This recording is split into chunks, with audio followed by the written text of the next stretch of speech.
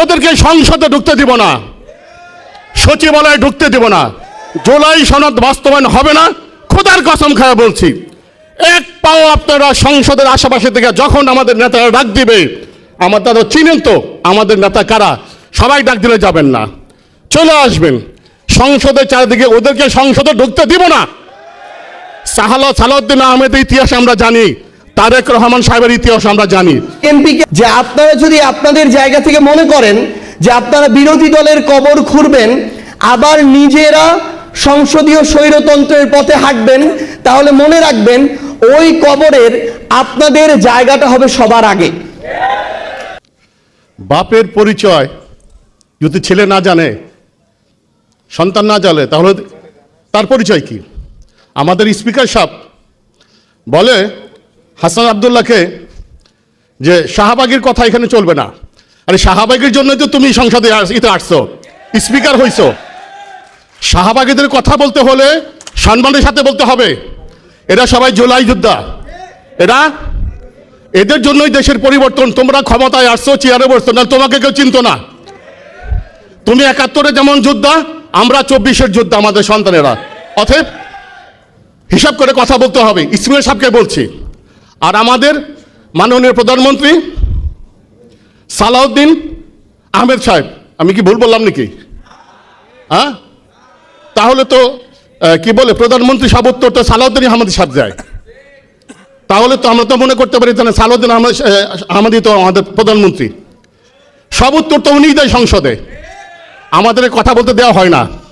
আমি আবারও বলছি, আমাদের জন্য পরিবর্তন সংসদে আমাদের, আমরা দেখি আমাদের নেতারা কথা বলে, সেখানে অনেক মনে কষ্ট পায়, ওনার দাঁড়ায় থাকে ২ মিনিট ৩ মিনিট সময় দেয়, অনুরোধ করতে হয়। এটা কি খেলা নাকি? আমাদের জন্য তো তোমরা ক্ষমতায় আইছো, তোমাদেরকে চিনে কে? তোমাদেরকে কে চিনে? জুলাই বাস্তবায়ন যদি না হয় পুরোপুরি, আমরা রাজপথে নামবো, আমরা ভয় করি না। এইবার আর শুক্রবার শনিবারে আমরা আন্দোলন শুরু করবো না, রোববার থেকে সংসদ চারোদিকে ঘেরাও দিব। আমাদেরকে, আমাদের যে সমস্ত আহত ভাই যারা আছে, যারা নাকি মৃতের সাথে পাঞ্জা করে, এদেরকে আগের লাইনে দিব। কত গুলি চালাবি চালা, তারপরে আমাদের বুক খালি করবি, করিস তোরা। তোদেরকে সংসদে ঢুকতে দিব না, সচিবালয়ে ঢুকতে দিব না, জুলাই সনদ বাস্তবায়ন হবে না। খোদার কসম খায় বলছি, এক পাও আপনারা সংসদের আশেপাশে থেকে যখন আমাদের নেতারা ডাক দিবে, আমার তারা চিনেন তো আমাদের নেতা কারা, সবাই ডাক দিলে যাবেন না, চলে আসবেন সংসদের চারিদিকে। ওদেরকে সংসদে ঢুকতে দিব না। সালাউদ্দিন আহমেদের ইতিহাস আমরা জানি, তারেক রহমান সাহেবের ইতিহাস আমরা জানি। ঠিক আছে, উনি সরকারে আসছে, এইবার ইলেকশনে কে জিতছে সেটাও আমরা জানি। আমরা এটাকে মানলাম, এর জন্য ঠিক আছে ভাবে তুমি দেশ চালাও, ভালো মতন চালাও, কিন্তু আমাদেরকে বাহিরে রাইখা তোমরা যা মনে সাথে তাই করবো সংসদে, তা চলবে না। আমরা তো এমনি আদামরা, আমাদের সন্তান নাই, আমরা মরতে রাজি আছি বাবা, আমরা মরণকে ভয় করি না। আবারও বলছি আল্লাহর কসম খায়া, তোমার এই মিডিয়ার মাধ্যমে আপনারা শোনাই দেন আমার বক্তব্যগুলো। আমি যে কথা বলতেছি, প্রত্যেকটা শহীদ পরিবারের কথা বলতেছি, মনের ব্যথা। সবাই তো কথা বলতে সুযোগ পায় না, সবাই আসবেন। আপনারা যারা মহিলারা আছেন, যে দুর্গা শুনছেন না, কালী মা দুর্গা বলে, যে দুর্গার মতন রাস্তায় নামবেন। আমরা মহিলা শুধু নামাবো, একবারে নিয়ে নামবেন। যে বদমাইশ, এইটার খেলাফ আমার মাথা খারাপ হয়ে গেছে। সবসময় আমি দেখি ফেসবুকের মধ্যে, ইউটিউবের মধ্যে উল্টা পাল্টা শুরু হয়েছে আমাদেরকে নিয়ে। যা বলে যা করে সহ্য করার মতো না। সরকার কিচ্ছু বলে না। তারেক রহমানের বিরুদ্ধে একটা কথা বলে তাকে অ্যারেস্ট করা হয়, অথচ আমাদের নেতাকর্মী নিয়ে, ভালো লোকদেরকে নিয়ে কথা বললে তার কোনো বিচার হয় না। এইটা কি? সালাউদ্দিন আহমেদ কে? তুমি কোথায় ছিলে? আমরা তোমাকে চিনি না, জানি না তোমাদেরকে। আমি ভয় করি না, আমরা কারো ভয় করি না। এই যারা জামাত ইসলাম, তারা 11 দল যারা করে, তারা কারো মরণকে ভয় করে না। তারা ডরপোক না, তারা বীর। খোদার কসম, তারা বীর। তোমরা ৭১-এ যুদ্ধ করে তোমরা বড় বড় নেতা হইছো, আমরা সংসদে কথা বলতে পারি না, আমাদের কোনো দাবি পূরণ হয় না। কথা আমার একটাই, আপনাদেরকে বলি, যদি জুলাই সনদ বাস্তবায়ন না হয়, আপনারা রাজপথ ছাড়বেন না। আর আমাদের নেতারা আমাদেরকে ডাক দিবে, রবিবার থেকে সংসদের আশেপাশে বসবো, ওদেরকে সংসদ ঢুকতে দেব না। আর যদি সালাউদ্দিন আহমেদ আমাদের উপরে গুলি কোনো রকম পুলিশ দিয়ে হামলা করার চেষ্টা করে, আমরা দেখব কোন পুলিশ আমাদের বুকে গুলি চালায়, সেটাও দেখব। হাসিনাকে ভাগাইছে, সময় লাগে না। আর সালাউদ্দিন তো কিচ্ছু না, এই সরকার কিচ্ছু না আমাদের কাছে। আমরা এমন শক্তিশালী হয়েছি, ইমানি বল আমাদের এত শক্ত হয়েছে, আমরা কিচ্ছুকে ভয় করি না। মুসলমান তো এমনি মরণকে ভয় করে না, তাই না? আমাদের দাঁড়িয়ে আছে, টুপি আছে, তোমাদের তো দাড়িও জ্বালাই নাই। তোমরা তো পোলাপান, তোমরা নাস্তিকের দল। অতএব কথাটা বলতেছি, আমি সবার মনের কথা বললাম, সাবধান, জুলাই সনদ বাস্তবায়ন করো, তোমরা ক্ষমতায় থাকো, আর কোনো দুঃখ নাই। সালাম আলাইকুম ওয়া রাহমাতুল্লাহি ওয়া বারাকাতুহু। অন্ততভাবে নোট অফ ডিসেন্ট দিয়েছে 10টি বিষয়। ওই 10টি বিষয় হচ্ছে বাকি 74টা বিষয়ের চেয়ে বেশি গুরুত্বপূর্ণ এই রাষ্ট্রের জন্য, সংস্কারের জন্য, অগ্রগতির জন্য। অন্তর্বর্তীকালীন সরকারের 133টা অধ্যাদেশ, এর মধ্যে ইতিমধ্যেই 20টা বাতিল হয়ে গিয়েছে। এগুলো আর নতুন করে আইন করার কোনো সুযোগ নেই। বিএনপি যদি করে তাদের মতো করে করবে।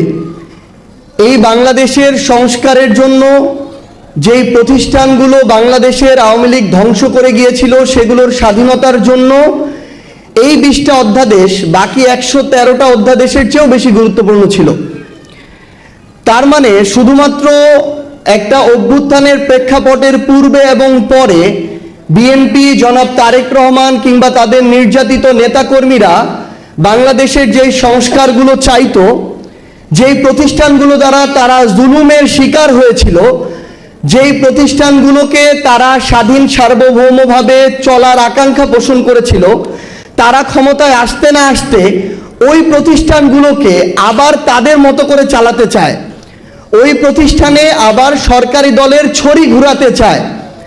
এ কারণেই তারা গুম অধ্যাদেশ বাতিল করেছে, দুর্নীতি দমন কমিশন অধ্যাদেশ বাতিল করেছে, মানবাধিকার অধ্যাদেশ বাতিল করেছে, বিচার বিভাগের স্বাধীনতার অধ্যাদেশ বাতিল করেছে। আরেকটা গুরুত্বপূর্ণ বিষয় হচ্ছে, দুঃখজনক হলে এটাই সত্য যে বিএনপি তাদের জায়গা থেকে ক্ষমতায় এসেছে আওয়ামী লীগের ভোটের মাধ্যমে। তাদের সাথে একটা আওয়ামী লীগের অলিখিত চুক্তি ছিল। আওয়ামী লীগের বিভিন্ন নেতাকর্মীরা, ইভেন শেখ হাসিনা পর্যন্ত দেশের বাইরে বসে এখন এই কথাগুলা বলে।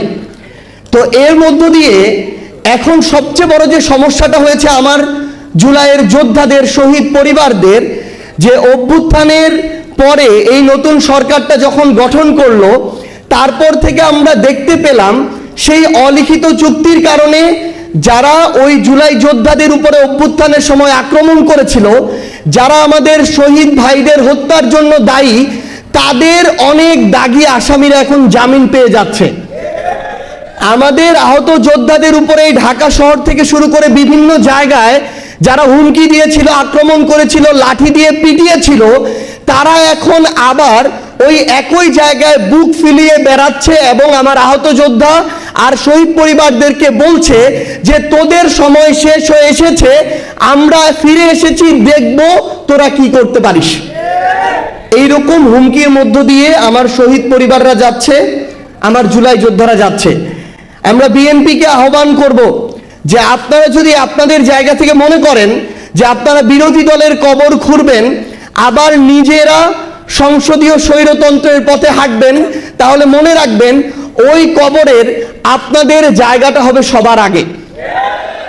এবং শহীদ পরিবার এবং আহত যোদ্ধাদের সর্বশেষ একটা কথাই বলবো যে আপনারা দয়া করে কোনো কিছুর বিনিময়ে, কোনো কিছুর বিভিন্ন ধরনের তারা তাদের জায়গা থেকে আমরা দেখাচ্ছি, আপনাদেরকে আশা দেখাচ্ছে, লোভ দেখাচ্ছে, দয়া করে এগুলোর বিনিময়ে বিভাজিত হয়ে সামগ্রিকভাবে আপনাদের যে আকাঙ্ক্ষাটা, এটাকে ক্ষতিগ্রস্ত করবেন না। কারণ এই আকাঙ্ক্ষা যদি ক্ষতিগ্রস্ত হয়, বাংলাদেশ ক্ষতিগ্রস্ত হবে, আর বাংলাদেশ ক্ষতিগ্রস্ত হলে আপনিও বাংলাদেশের অংশ, আপনিও এটা হবেন। আমরা আপনাদেরকে কোনো দলের ব্যানারে দেখতে চাই না। আমরা চাই সকল শহীদ পরিবার এবং আহত যোদ্ধারা একসাথে যে আকাঙ্ক্ষা নিয়ে আপনাদের পরিবারের মানুষগুলো জীবন দিয়েছে, আপনারা ওই আকাঙ্ক্ষার পক্ষে থাকুন। যদি আমরা এর পক্ষে কথা বলি তাহলে আমাদের পক্ষে কথা বলতে পারেন, যদি আমরা বিপক্ষে কথা বলি তাহলে প্রয়োজনে আমাদের বিপক্ষে কথা বলবেন। সবাই ভালো থাকবেন, দোয়া করবেন। আসসালামু আলাইকুম ওয়া রাহমাতুল্লাহ।